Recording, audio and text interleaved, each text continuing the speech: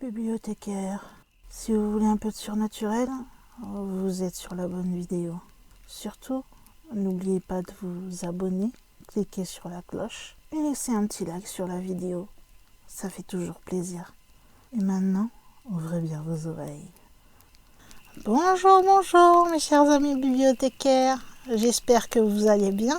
Si ce n'est pas le cas, j'espère vous redonner un petit peu de morale, si je puis dire, avec cette vidéo, même si nous allons parler de quelque chose qui n'est pas vraiment très réjouissant, puisque nous allons évoquer un objet maudit, et plus particulièrement un bijou.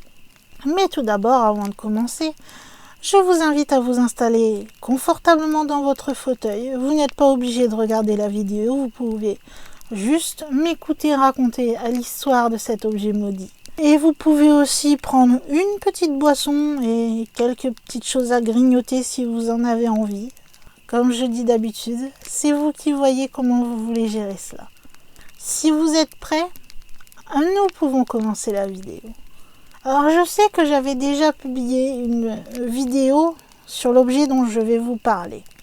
Mais c'était à l'époque, encore une fois, où je faisais très peu de recherches et où je faisais, on va dire, le minimum syndical pour faire une vidéo où je prenais juste un texte tout fait et hop, c'était posté. Généralement, quand c'est possible, je refais ces vidéos avec plus de recherches pour qu'elles soient plus complètes. C'est le cas aujourd'hui avec le diamant Hope. Alors je vais vous parler de l'histoire du diamant Hope, mais de toute façon, tout en vous détaillant cette histoire, quelque part, j'évoquerai la malédiction qui serait liée autour de celui-ci. Donc il n'y aura pas deux parties sur l'histoire du diamant, les morts liées au diamant, tout quelque part est condensé dans la même chose, parce que je ne me voyais pas vous parler d'un personnage, revenir dessus après, parce qu'il s'est passé quelque chose. Donc ce sera juste vraiment l'histoire qui va se dérouler jusqu'à maintenant du diamant Hope. Alors sachez d'abord, pour ceux qui ne sont pas forcément bilingues, que le diamant Hope en anglais signifie espoir. Donc c'est littéralement le diamant de l'espoir. Vous savez certainement qu'il a eu de très nombreux propriétaires qui au final n'ont pas été très contents de posséder ce diamant. Donc dans cette vidéo, comme je vous le disais, nous allons voir cette sombre histoire du fameux diamant Hope. Et sachez d'ailleurs que celui-ci a inspiré le fameux collier du film Titanic. Alors à la base, on ne l'appelait pas le diamant Hope. Il s'est transformé en diamant Hope lorsque la famille Hope va en devenir propriétaire en 1824. C'est un diamant qui fait 45,52 carats. Et à la base, en fait, c'était le bleu de France, qui est un diamant bleu qui a été volé à la couronne française en 1792. Et à la base, celui-ci vient des Indes. Mais je reviendrai un peu plus profondément, si nous pouvons utiliser ce terme, en vous déroulant toute l'histoire un peu plus tard. À l'instar donc de l'Orloff ou du Black Orloff, le Hope, eh bien vous le savez sans doute, puisqu'il est très connu, a la réputation d'être un diamant maudit. Certains propriétaires auraient connu une fin assez trouble et certains même des fins tragiques, ou si ce n'est pas eux, c'est leur famille qui aurait vécu des choses tragiques. À l'heure actuelle, si vous voulez aller le voir, il fait partie des pièces du National Museum of Natural History à Washington, aux États-Unis. Je suis même allé plus loin dans ma recherche de vidéo, puisque je vais vous expliquer comment s'est formé ce diamant. Alors sachez donc que notre diamant bleu, puisqu'il n'est pas encore diamant Hope à cette époque-là, s'est formé il y a plusieurs millions d'années. Il s'est formé comme tous les diamants se forment dans le monde. Il n'a pas eu une formation plus exceptionnelle qu'une autre. Non.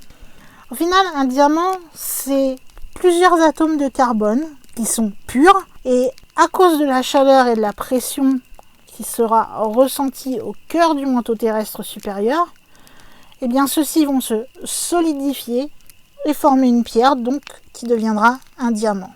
Suite à cette formation solide, la pierre va voyager dans le magma en fusion.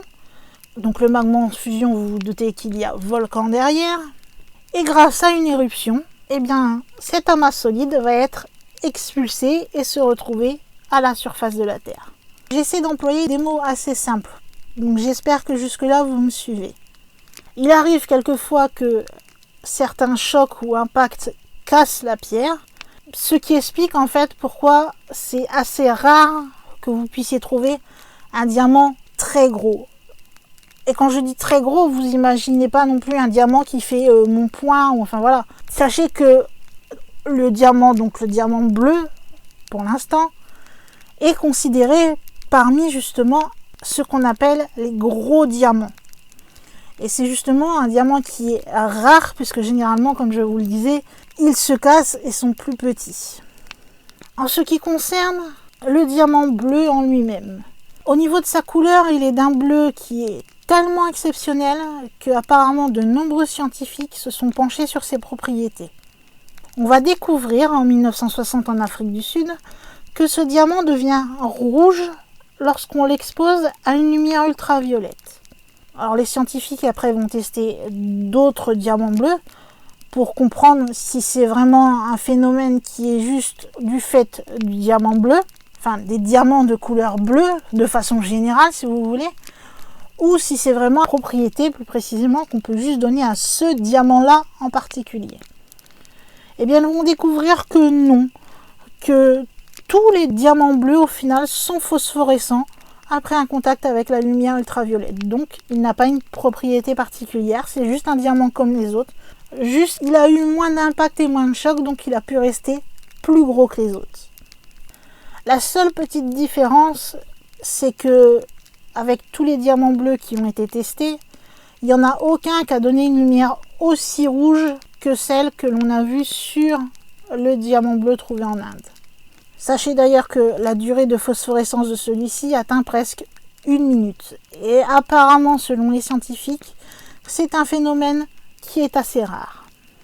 Maintenant, vous connaissez comment s'est formé ce diamant et quelque part comment se forment les diamants de manière générale. Parlons plus particulièrement de l'histoire de notre diamant de couleur bleue.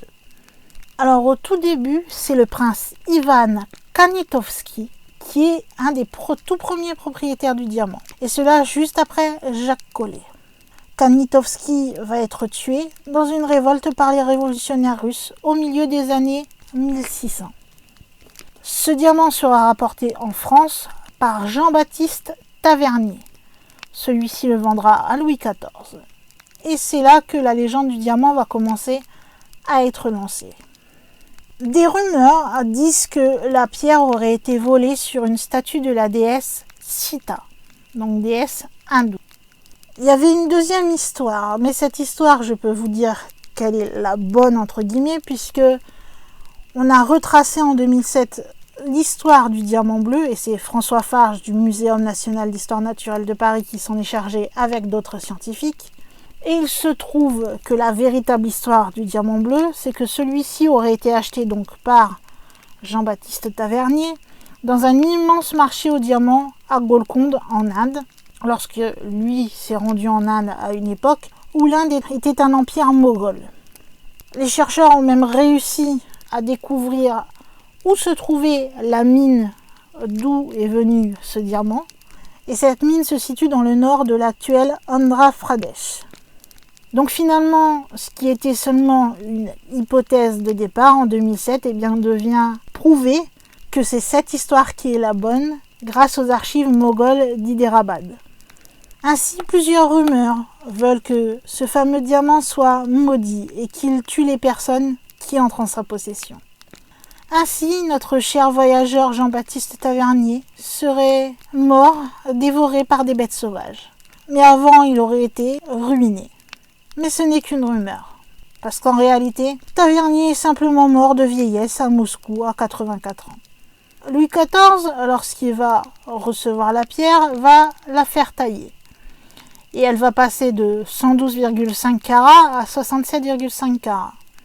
Et il va décider de nommer ce diamant le bleu de France. Sachez d'ailleurs que Nicolas Fouquet, qui était l'un des serviteurs de Louis XIV, a porté une fois le diamant lors d'une occasion spéciale. Peu de temps après, il a été banni du royaume, puis emprisonné à vie dans la forteresse de Pignerol. On attribuerait donc cela au fait qu'il ait porté une fois le diamant, donc ce serait le diamant qui lui aurait porté malheur. Ça peut simplement être une coïncidence, jusque-là, on est d'accord. Surtout que pour la première histoire, on a voulu faire qu'il ait une fin tragique alors que le monsieur est tout simplement mort tranquillement. Donc pour l'instant, nous n'avons rien de bien concret. Puis le joyau va appartenir à Louis XV qui va être séduit par celui-ci. Il va le faire monter sur une broche que l'on va appeler la toison d'or. Ce sont ensuite Louis XVI et Marie-Antoinette qui vont hériter de la pièce. Mais apparemment, la malédiction étant lancée, elle frappera encore parce que vous savez, je ne vais pas vous faire un dessin, je pense que si vous avez un minimum appris votre histoire, vous savez que Louis XVI et Marie-Antoinette, c'est pendant la Révolution française. Cela va mettre fin à leur règne et qu'ils finiront tous avec une tête en moins, nous allons dire. Voilà. Mais il n'y aurait pas que cela, parce qu'apparemment, Marie-Louise, qui était une dame d'honneur de Marie-Antoinette et une de ses proches, portait souvent le diamant. Après que Louis et Marie-Antoinette furent emprisonnés, Marie-Louise aurait été brutalement tuée par une foule. Selon la rumeur, elle aurait été frappée avec un marteau, décapitée et éventrée. Sa tête a ensuite été montée sur une pointe et on l'a fait défiler devant la fenêtre de la prison de Marie-Antoinette. Là, on peut se dire que si c'est vrai, ça commence un petit peu à être bizarre. Malheureusement, cette pierre qui sera toujours montée en broche, donc cette fameuse toison d'or, va être dérobée lors du plus grand casse du monde.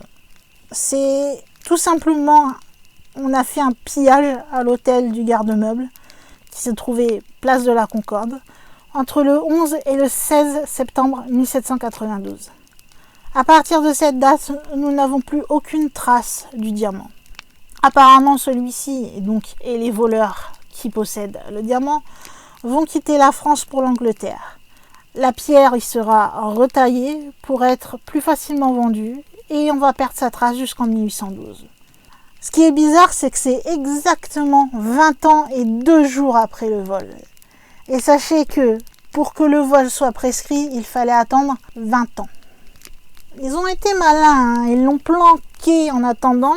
Ils ont dit on va attendre la prescription soit passée et ça sera tout bénef pour nous. Puisque en 1812, une pierre de 45 carats d'un bleu profond va faire son apparition à Londres. 48 heures donc après la prescription légale du vol de la toison d'or et donc du bleu de France. La gemme ressemble à s'y méprendre au diamant de la couronne. Et je vous rassure, quand je parle des deux, ça a été prouvé en 2007 avec une étude scientifique que ces deux diamants sont bien les mêmes et que ce nouveau gemme de 45 carats est bien le bleu de France ou le diamant de la toison d'or qui a été retaillé. Ce diamant va être acheté par le roi George IV, puis revendu lorsque le souverain britannique va se trouver ruiné et mourra en 1830. Sachez qu'il était obèse et souffrait de gouttes. Vers 1824, la pierre, comme je vous le disais, a déjà été retaillée. C'est le marchand et receleur Daniel Ellison qui va la vendre à Thomas Hope, banquier à Londres, qui est membre d'une riche lignée qui possède la banque Hope & Company et qui va mourir en 1831. La pierre va faire l'objet d'une assurance vie qui sera souscrite par son jeune frère, Henri-Philippe Hope, qui est lui-même collectionneur de gemmes, donc de pierres précieuses si vous préférez. Il sera porté par la veuve de Thomas, Louisa de la Poer-Beresford. Elle va rester comme ça dans le giron des Hope et au fil du temps, le diamant va prendre leur nom et devenir officiellement le diamant Hope et apparaître dans l'inventaire de Henri-Philippe après sa mort. D'ailleurs, il mourra sans descendance en 1839.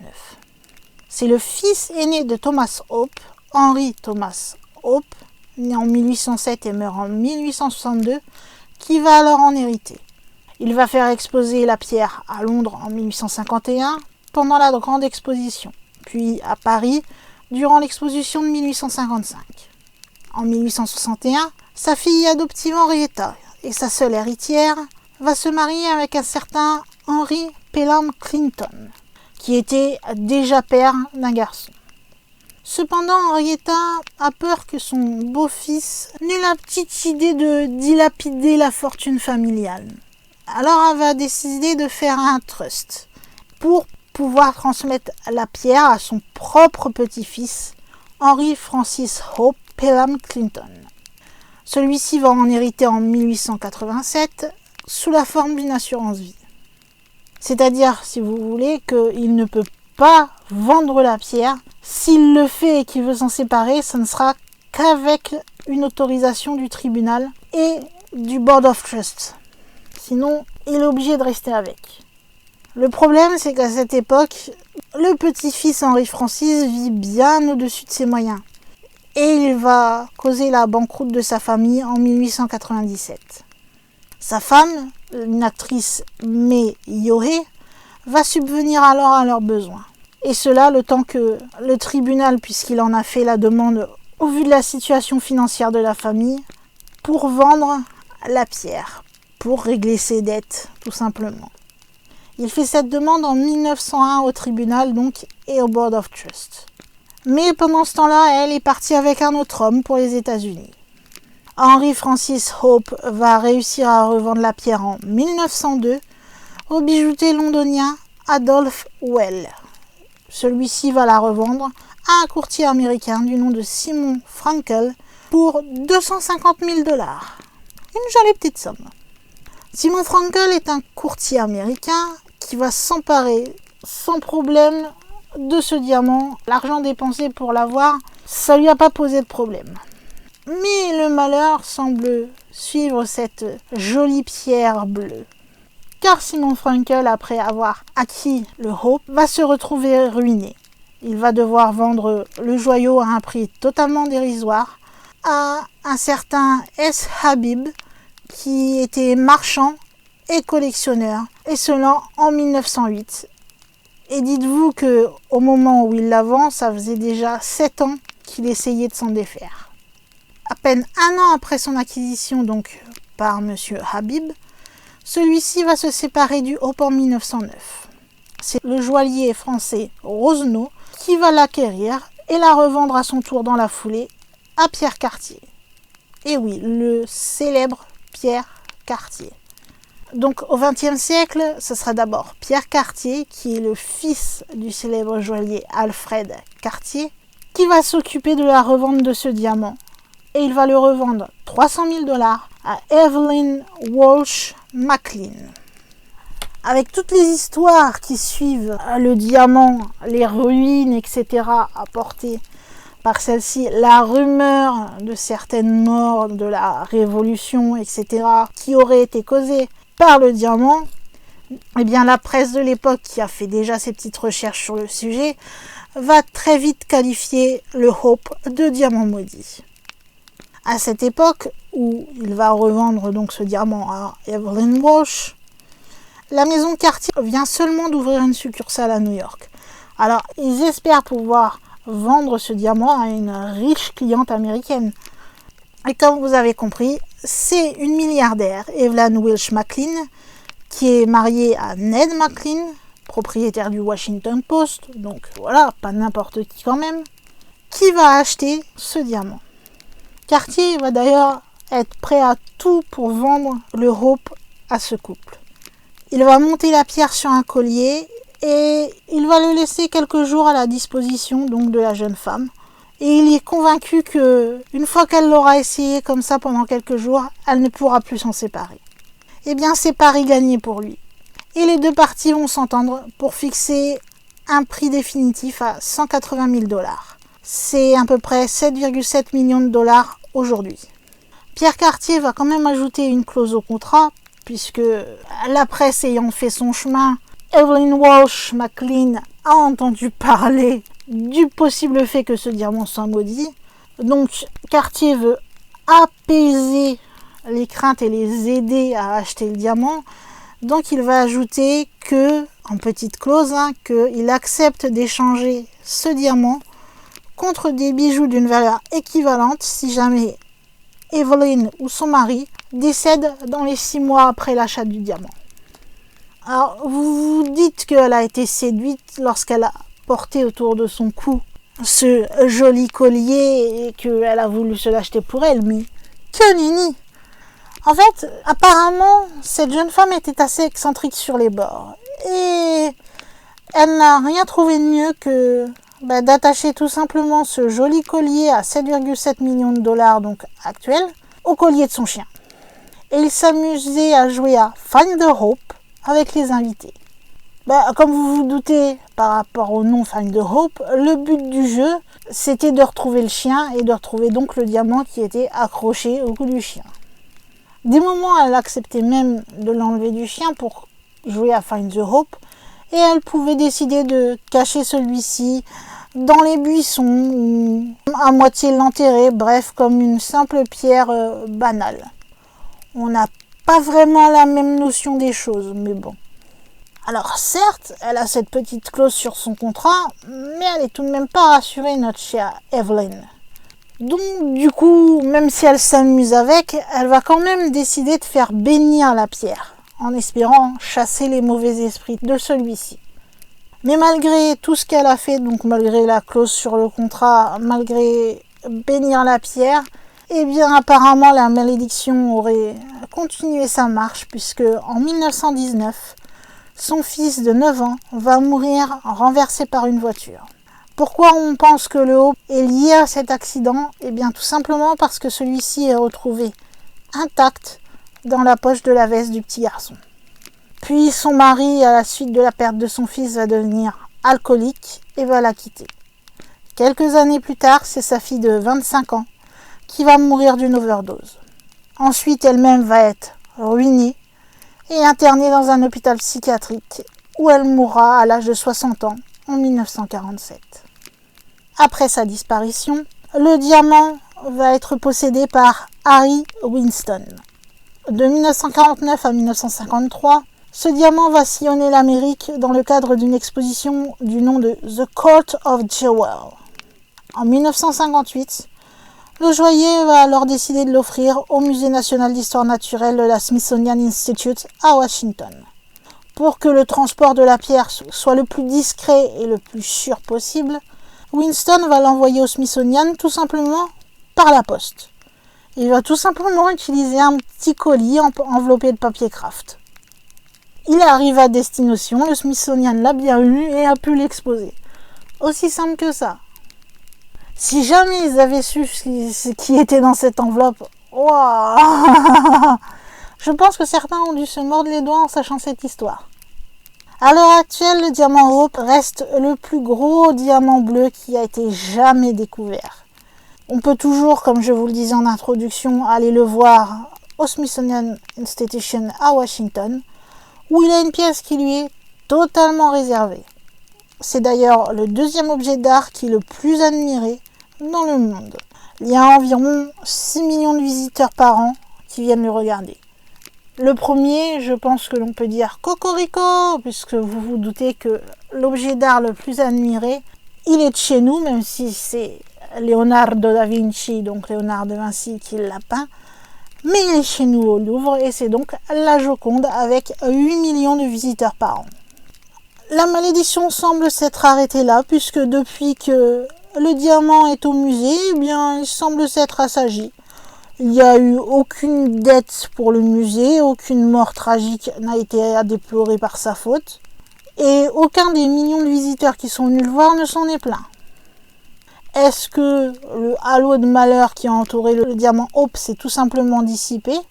Ou peut-être que l'on parle trop vite et qu'il faut qu'il soit quelqu'un de spécifique pour que la malédiction fonctionne? Telle est la question. Et comme je vous disais, le diamant Hope a inspiré le cœur de l'océan du film Titanic. Vous savez, ce fameux collier que l'on voit très bien lorsque... Vous savez la fameuse scène où Rose pose totalement nue pour que Jack, incarné par Leonardo DiCaprio, elle la dessine. On voit très bien le collier qu'elle a autour du cou à ce moment-là. D'ailleurs, dans un tout autre registre, on va offrir à Emma Stone un diamant similaire dans Zombieland Double Tap. Et quand Columbus va demander la main de Wichita, il va le faire en lui offrant le diamant Hope et en disant « You say yes, I hope ». Donc en référence au diamant Hope. Je ne sais pas ce que vous pensez de cette histoire. Je sais que je ne fais pas de grandes histoires d'habitude de pièces très connues, mais comme je l'avais déjà évoqué sur la chaîne, et qu'il m'arrive de faire des rééditions pour faire, on va dire, des vidéos plus fournies et plus détaillées possible par rapport à ce que j'ai trouvé sur le sujet et que j'avais parlé du diamant Hope, donc il fallait bien que je fasse une réédition du diamant Hope. Je ne sais pas vous ce que vous pensez de cette histoire. Est-ce que vous croyez vraiment à une malédiction du diamant Hope? Est-ce que peut-être il y a vraiment malédiction, mais seulement comme je faisais l'hypothèse, c'est-à-dire que depuis qu'il est au Smithsonian, eh bien, il ne se passe rien puisqu'il n'est pas officiellement à quelqu'un de précis et que la malédiction ne fonctionnerait que si il a un propriétaire bien précis sur lequel il agira. Je ne sais pas, ce n'est qu'une supposition. Ou est-ce que vous pensez que tout ce qui s'est passé, les ruines et tout ça, ne sont tout simplement que des coïncidences que ce diamant soit passé par là à ce moment-là?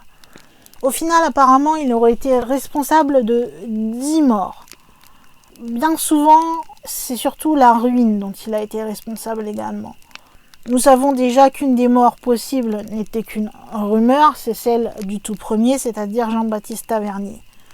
Après, est-ce que, encore une fois, c'est encore de la coïncidence que les gens soient morts en possédant ce diamant, ou que, comme le fils et la fille de Evelyn Walsh, c'est pareil que l'accident qu'a eu le fils ou la fille devait arriver et que malheureusement c'est au moment où elle possédait la pierre, ou est-ce que c'est bien la pierre qui a créé cet accident? Ce qui est sûr, c'est ce qui fait réfléchir, c'est qu'on retrouve le diamant Hope dans la poche du petit garçon après l'accident. Là, ça fait quand même un petit peu réfléchir, je dois vous l'avouer.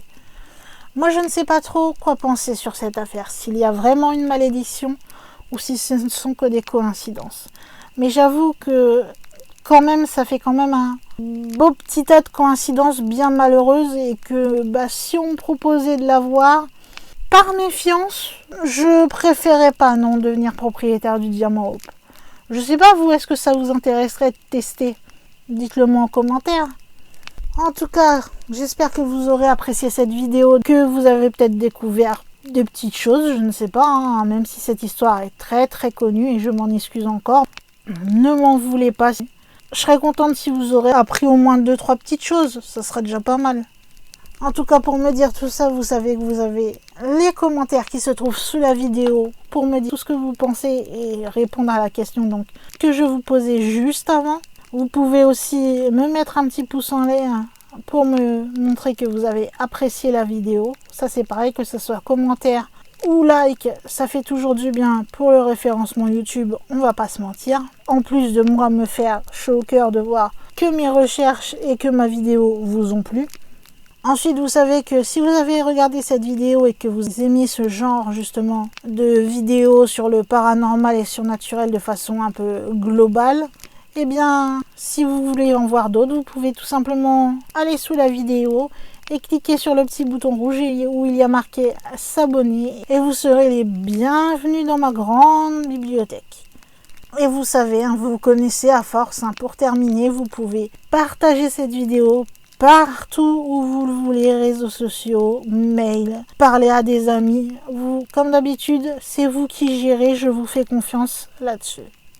Eh bien, mes chers amis bibliothécaires, j'espère que vous avez passé un bon week-end, car il est temps pour moi, avec cette vidéo, en tant que gardienne de la bibliothèque, de fermer les portes de celle-ci, de vous dire à la semaine prochaine pour une autre vidéo. Bye!